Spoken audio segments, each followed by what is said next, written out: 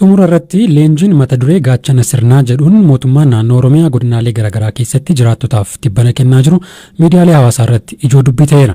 Leenjiin kun hawaasni dammaqee nageenya naannoo isaa akka eeguu fi naannoo isaa irra darbee sirna ofiin ijaarrate akka tikfatuuf kennamaa jira jedha mootummaan. Barbaachisummaa leenjii kanaa fi akkaataa leenjichi kennamaa jiru irratti gaaffilee kaan muraasa dubbii himaa mootummaa naannoo Oromiyaa akka ta'an obbo Geetaachoo Baalchaaf dhiyeesseen ture. Gaachana sirnaa jechuun waan hiika biraa waan barbaadu miti kan fuulleedha. Sirni uummatni ofii isaatiin ijaarrate hirmaannaa uummataatiin fi abbummaa uummatichaatiin eegamuutu isarra jiraata. Kanaaf immoo uummatni biyya kana keessatti qoodi inni qabaachuun isarra jiraatu qooda qaama aangoo qabatu mootummaa ta'u uumuu duwwaatu hin taane mootummaas ta'e ofii isaatiin of eeggachuu danda'u qaba. Kanaaf of eeggachuudhaaf immoo yoo xiqqaate beekumsa maal jechuudha of eeguu jechuun maal jechuudha akkamitti nageenya ofii eeggatu nageenya dhuunfaa isaa eeggachuu darbee immoo nageenya mandara isaa akkamitti eeggata nageenya mandara isaa eeggachuutiin akkamitti nageenya biyyaa fi naannoo isaa mirkaneessuu danda'a kan jedhu irratti hubannoo akka inni qabaatu gochuudha. Kanaaf namoota murtaa'an ga'umsa qaban ganda keessatti eegumsa kanaaf qooda fudhachuu danda'an humna milishaa gandaa deeggaranii humna hidhataa naannoo sana jiru deeggaranii isaanii wajjin ta'anii nageenya naannoo isaanii eeggachuu danda'an ijaaruudha fi kan kaayyeeffate isaan leenjisuudha ergami isaanii guddaan. Wanni yaaddoo ta'e jira wanni amma dura leenjiin kun amma dura mul'anne haaraadha. Ammatti ka barbaachisee fi wanti yaaddoon jira jechuudha mootummaa yaaddoo qaba.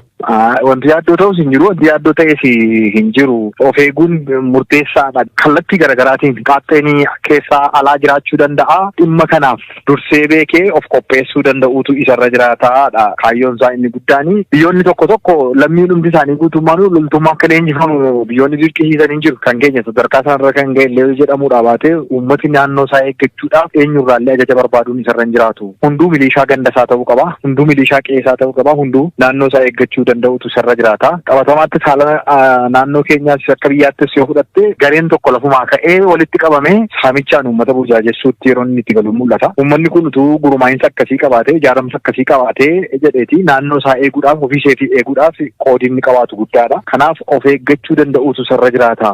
Kaayyoo jedhuuni kan inni qabu. Asirratti obbo Geetaachoo amma hojii kana amma dura hojjetaa kan ture qaama nageenyaati poolisii fi qaama nageenyaa bira amma qaamni nageenyaa hojii kana hojjechuu hin danda'u maaliif hojii kana gara uummataatti gadi buusuu barbaachisa? Isaan hojjechaa jira ammas humna isaanii dabalatanii hojjechaa jiru malee humna sana bakka bu'a miti. Naannoo isaanii eeggachuu akka isaan danda'aniif humna dabalataa ijaaruudha. Hirmaannaa uummataa guutuu karaa mirkaneessuu danda'uun nageenya keenya eeggachuu qabna humna keenya guutuun misoomatti galuuf. Kanaaf leenjii hubannoo qabaachuun dirqama waan ta'uuf jechuudha. Kabira akka leenjiin kun itti kennamu yaada adda addaa kaasaa jira. Fakkeenyaaf haadholiin naxalaa uffatanii shaashii hidhatanii yeroo lafarra foqoqan waan adda addaa argina marsaalee hawaasaa irratti suuraaleen adda addaa ba'anii kuni sirriidha waan akkana. Teeknika isaa hin beeku. Teeknika isaa akka ittiin qabanne eenyu akkamitti leenjifamaa leenjicha akkamitti kennamaa leenjiin hin kennamaa leenjiin kun kan kennamu humna nageenyaatiin jechuudha poolisiidhaan kan inni kennamu teekniki isaa akkamitti kennamaa waan amma kaastee odeeffannoo akkasittiin qaban mooroof kan barbaadamu namni hundumtuu waa'ee dhimma naannoo isaa irratti beekumsa wal fakkaatu qabaatee nageenya isaa akka eeggatuu fi leenjiin kennamu malee hagas mara daangaa kan darbe leenjii loltummaa miti bakka adda ta'etti garuu dargaggeessi kophaatti kan leenjifame namooti leenjifamanii kanaaf dursa qooda fudhachuu danda'an jedhameeti kan adda ba'e malee amma hundumaa walitti qabanii bifa mataa kaastu kanaan dubartiin qabisii uffattee maal jettu kanaan akkasittiin wanti yaadamu jira jedhee namanuu garuu odeeffannoo akkasitti akka xiqqaabtanatti hin qabu.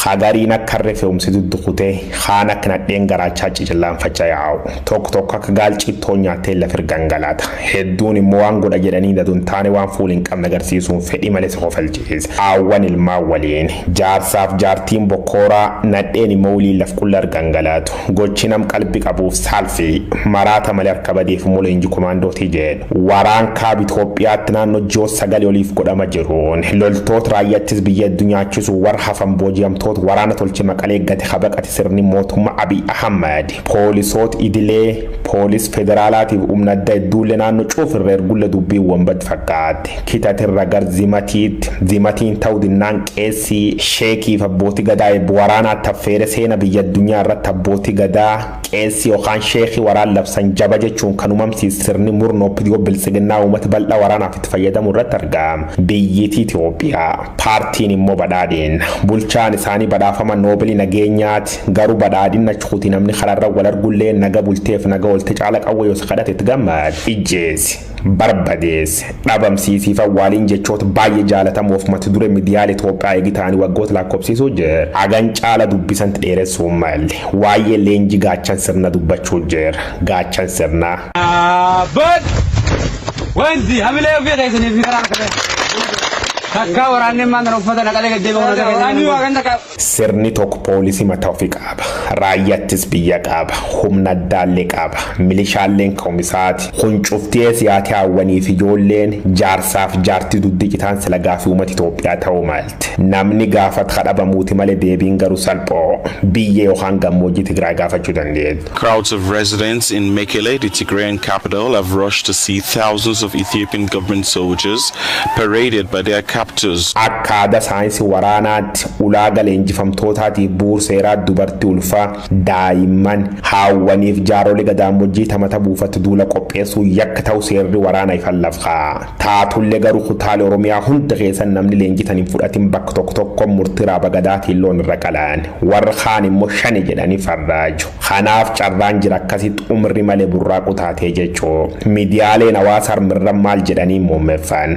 gochi ceera fokkoof safuu mata lagatee aadaa cabsa kanaan duub namoota hedduun hojii mootummaa kana dheekkamu yoo balaaleffatanii namoota harmaan dur siyaasa barreessu yookaan dubbachuun jaalan dabalatee namoota hedduun karaa makmaksaatiin qoosuu jiru gariin karaa akkatiniitii ulfooftu fuudhaa jedha haannam mataan duqulaamsuun udduun kaaftuu jedhaan hedduun immoo yecanna qolat jechuun qoosa afaan sidaamaatiin dubbi obbaasan biyyatti noobelii nageenyaatiin booltu lafti waggoota 3 oliif seena dheeraa qabdu Itiyoophiyaan leenjii gaachan sirnaatiin humaatan barsiisuu jirti jedhaan. Naannoo Tigraayitti namoota rakkoo keessa jiran gargaarsa namoomaa dhaqqabsiisuun kan rakkisaa ta'eef sababa TPLF dhukaasa dhaabuu didee itti fufee fi jedhan abbaan alangaa waliigalaa federaalaa Dr. Geediyoon Ximootiyoos sagantaa BBC Hard Talk irratti kan dhiyaatan aangaan kun himannaa aangawoonni TPLF mootummaan tajaajilawwan elektiriikii telekoomii fi baankii dabalatee kanneen biroo ugguruun uummata Tigraay dararaa jira jechuun dhiyeessaniif deebii kennaniiru. When we declared the humanitarian unilateral ceasefire, wayita labsii dhukaasa dhaabuu gamtokkee labsinee turre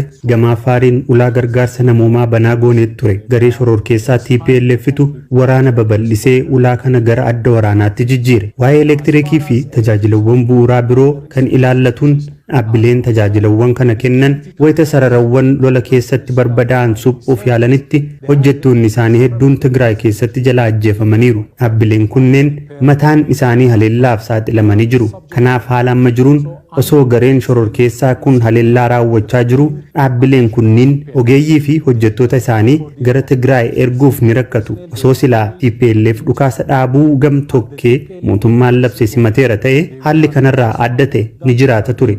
at different circumstances. Gabaasa Amnesty International dhiyeenya baasee kan miidhaa saalqunnamtii loltoonni Itoophiyaa dubartoota Tigraay irratti raawwatan saaxile dabalate gabaasaalee sarbama mirgoota namummaa mootummaan Itoophiyaa sirnaan ilaalaa akka jedhan Dr. Geediyoon loltoonni badiin irratti argamee itti murtaa'ee jiraachuu himu.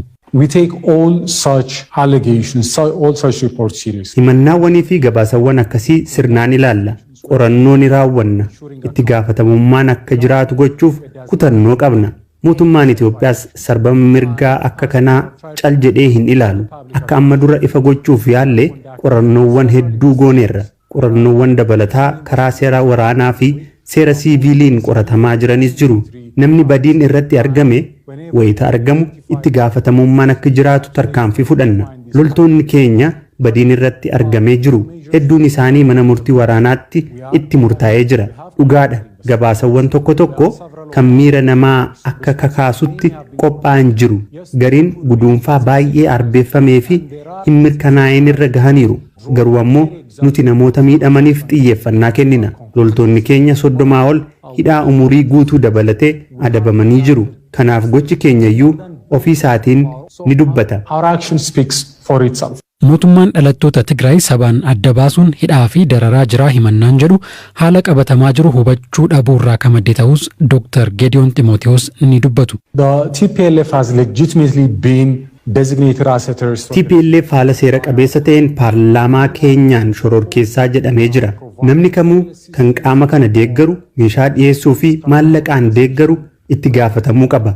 TPLF dhaabbata saba bu'uura godhachuun hundaa'e waan ta'eef deeggartoonni isaa qondaaltonni isaa yookaan kanneen maallaqaan deeggaran irra hedduun hunda isaanii osoo hin taane hedduun isaanii saba tokkorraati. Kanaaf namoonni alaa tokko tokko kana hubachuu dhiisuu malu. Yaaddoon isaan qaban naaf gala. Garuu haala rakkisaa nuti keessatti sochoonu hubachuu qabu.